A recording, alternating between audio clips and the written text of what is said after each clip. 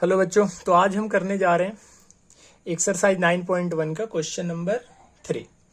Question क्या बोल रहा है, पहले क्वेश्चन को ध्यान से पढ़ो। क्वेश्चन बोल रहा है a contractor plan to install 2 slide for the children to play in a park. एक कॉन्ट्रैक्टर है, उसको 2 स्लाइड लगाने हैं पार्क में बच्चों के लिए। एक स्लाइड 5 साल से छोटे बच्चों के लिए और एक स्लाइड लगाने हैं 5 साल से बड़े बच्चों के लिए। 5 साल से छोटे बच्चे के लिए जो स्लाइड लगाना है उसकी टॉप कितनी होनी चाहिए, 1.5 मीटर। ध्यान दो यहां पे कितना होना चाहिए, 1.5 मीटर, जो ग्राउंड से कितने डिग्री का एंगल बनाता हो, 30 डिग्री का। जबकि बड़े वाले बच्चों के लिए, मतलब 5 साल से बड़े बच्चों के लिए उसे क्या चाहिए, उसे एक स्लाइड बनाना है जिसकी हाइट कितनी हो, 3 मीटर हो, और वो कितने डिग्री का एंगल बना रहा हो, 60 डिग्री का एंगल बना रहा हो ग्राउंड से। ठीक है, तो इस बात का आपको ध्यान रखना है कि यहां पे 2 स्लाइड की बात हो रही है। एक स्लाइड आपका 1.5 मीटर का है और एक स्लाइड आपका 3 मीटर का है। ठीक है, ये 1.5 मीटर का स्लाइड हो गया और ये आपका 3 मीटर का स्लाइड हो गया। ये आपका 3 मीटर का स्लाइड है। ठीक है, दोनों हमारा कहां पे है, दोनों के दोनों हमारे कहां पे, ग्राउंड पे है। और ग्राउंड पे ये जो स्लाइड है वो कितने डिग्री का एंगल बना रहा है, ये बना रहा है, ये छोटा वाला स्लाइड है जो 5 साल से छोटे बच्चों के लिए, और ये कितने डिग्री का एंगल बना रहा है, तो ये बना रहा है आपका 30 डिग्री का एंगल। ठीक है, और ये जो दूसरी वाली स्लाइड है ये कितने डिग्री का एंगल बना रहा है ग्राउंड पे, ये आपका बना रहा है 60 डिग्री का एंगल। ये आपका कितने डिग्री एंगल बना रहा है, ये आपका बना रहा है 60 डिग्री का एंगल, जिसकी हाइट कितनी है, 3 मीटर की इसकी हाइट है, और ये आपका 60 डिग्री का एंगल बना रहा है। इतना तो आप समझ रहे होगे कि 2 स्लाइड है, स्लाइड होता है ना, एक तरफ से चढ़ते हैं और दूसरी तरफ से फिसलते हैं, वो स्लाइड है।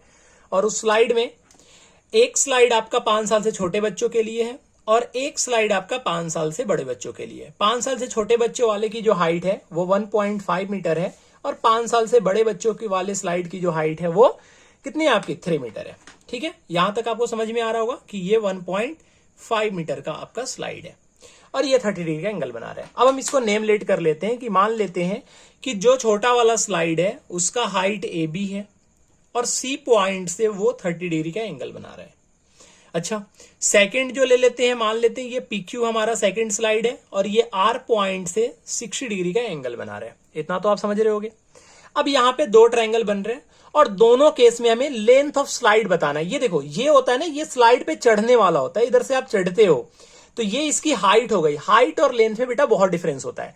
हाइट होता है जो हम ग्राउंड से ऊपर की तरफ जो मेजर करते हैं उसको हाइट बोलते हैं, और लेंथ का मतलब होता है टोटल कितना बड़ा है। तो ये स्लाइड का हाइट है, स्लाइड कितने ऊंचाई तक है, तो ये हाइट है और लेंथ निकालना है। बेटा गलती मत करना, ये हाइट और लेंथ में कंफ्यूजन नहीं होनी चाहिए। पता चले अब हाइट को लेंथ समझ लो, तो ऐसा नहीं करना है। हाइट बेटा, हाइट का मतलब होता है कि आप कितने ऊंचाई तक वो स्लाइड है उसको हाइट बोलते हैं, और लेंथ का मतलब उस स्लाइड का लेंथ, मतलब एक केस में आपको AC निकालना है और दूसरे केस में आपको PR निकालना है। इतना तो आप समझ रहे होगे। तो हम यहां पे 2 ट्रायंगल बना लेंगे क्योंकि यहां पे 2 राइट एंगल ट्रायंगल बन रहे हैं। उससे पहले सबसे पहले हम लेट कर लेंगे। क्या लेट करेंगे, let AB is AB and PQ is height of slide. AB and PQ is height of slide and क्या, and AC and PR, क्या, and AC and PR. AC and PR is length of slide. यहां तक तो समझ रहे होगे आप, ये हमारा लेंथ ऑफ स्लाइड हो गया। ठीक है, अब यहां पे 2 ट्रायंगल बन रहे हैं। कौन कौन से ट्रायंगल बन रहे हैं, तो एक ट्रायंगल आपका बन रहा है ABC और एक ट्रायंगल आपका क्या बन रहा है, PQR। हम इन दोनों ट्रायंगल को सॉल्व करने की कोशिश करेंगे और हमारा आंसर निकल के आ जाएगा। आप अलग अलग करना, पहले आप ABC को कर लेना फिर PQR को कर लेना, क्योंकि यहाँ पे अलग अलग केस है, तो दोनों केस में आप अलग अलग तरीके से इसको सॉल्व कर सकते हो। अगर मैं ABC के केस में देखूं तो ये एंगल है और एंगल के सामने परपेंडिकुलर होता है। ये बात मैं बहुत बार बता चुका हूं आपको कि एंगल के सामने वाला परपेंडिकुलर होता है। एंगल के ठीक सामने जो होता है साइड, वो परपेंडिकुलर होता है। किसके, एक्यूट एंगल के। तो 30 डिग्री के सामने वाला परपेंडिकुलर हो गया, 30 डिग्री के सामने वाला परपेंडिकुलर हो गया। और इस केस में आपको BC नहीं निकालना है, आपको निकालना है लेंथ ऑफ स्लाइड, मतलब AC की वैल्यू निकालनी है।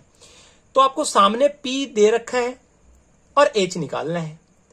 P दे रखा है बेटा और H निकालना है, और P और बीच के बीच में किसका रिलेशन होता है, तो साइन का रिलेशन होता है। तो यहां पे हम लिखेंगे sin 30 इज इक्वल टू कितना आ जाएगा, AB अपॉन में AC, AB अपॉन में AC। बिल्कुल आराम आराम से समझ लो, ठीक है, बिल्कुल आराम आराम से समझ लो, ताकि आपको एक बार में कंसेप्ट बिल्कुल अच्छी तरीके से क्लियर हो जाए। अगर कंसेप्ट क्लियर कर लोगे तो किसी भी क्वेश्चन को आराम से आप कर सकते हो सॉल्व।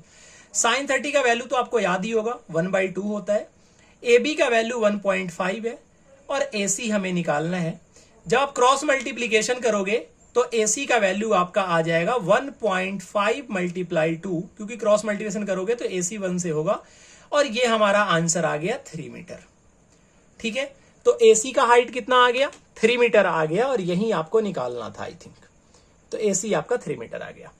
अब मैं सेकंड केस की अगर बात करूं तो PQR में बात करूं तो सेम, देखो एंगल के सामने वाला परपेंडिकुलर है और हाइट निकालना है। एंगल के सामने वाला परपेंडिकुलर है, हाइपोटेनस निकालना है। परपेंडिकुलर गिवन है, हाइपोटेनस निकालना है। किसका रिलेशन लगेगा परपेंडिकुलर हाइपोटेनस में? देखो यहाँ पे साइन का भी रिलेशन लगा सकते थे और हम कॉसेक का भी लगा सकते थे। ठीक है, आप किसी के भी रिलेशन से इसको सॉल्व कर सकते हो। तो यहाँ पे साइन 60 का वैल्यू कितना आएगा? साइन 60 का वैल्यू आ जाएगा PQ अपॉन में PR। तो हम क्या लिख देंगे, PQ अपॉन में PR, और साइन 60 का वैल्यू होता है √3/2। √3/2 is equal to PQ upon PR। PQ का वैल्यू हो गया 3 और PR हमें निकालना है। जब आप क्रॉस मल्टीप्लीकेशन करोगे तो इसका वैल्यू कितना आ जाएगा? क्रॉस मल्टीप्लीकेशन करोगे तो ये आ जाएगा आपका √3PR इज इक्वल टू 6, 3 2 जा 6।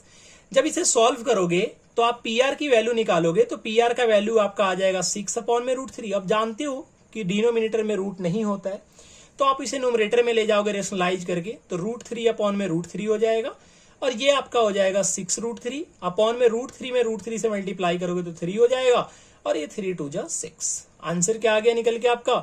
2√3 मीटर। समझ रहे हो आप? एक आपका 3 मीटर का हो गया लेंथ, और एक आपका हो गया 2√3 मीटर का लेंथ हो गया। यहां तक समझ में आ गया आपको? यहां तक समझ में आ गया? तो बेटा जब यहां तक समझ में आ गया तो यही तो हमें निकालना था कि length of the slide in each case, दोनों केस में लेंथ ऑफ स्लाइड निकालना। तो अब क्या लिखोगे? The length of slide, the length of slide is, कितना है length of slide? 3 metre and 2√3 metre, और यही हमारा आंसर है। उम्मीद करते हैं सॉल्यूशन आप अच्छी तरीके से समझ गए होगे।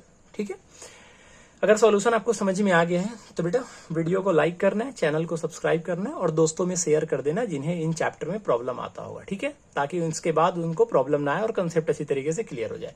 मिलते हैं नेक्स्ट वीडियो में। Till then tata, bye bye.